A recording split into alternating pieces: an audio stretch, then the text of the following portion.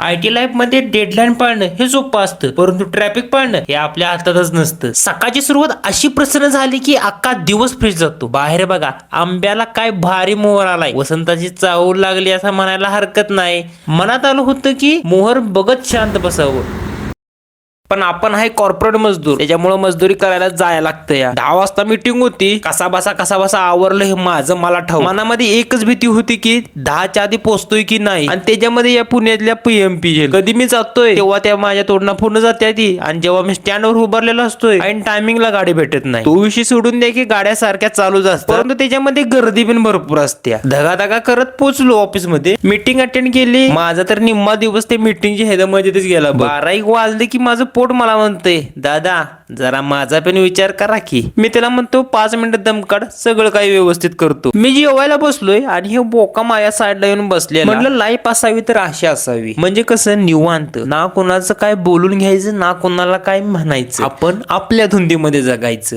अजून असे मजेशीर व्हिडिओ या पेजवर पडणार आहेत, तर भाऊच्या पेजला फॉलो करून घ्यायला लागतं या. आणि व्हिडिओ कसा वाटला हे तुम्हाला कमेंट मध्ये सांगायला. बोला तुमचा आमचा रांगडा क्रिएटर.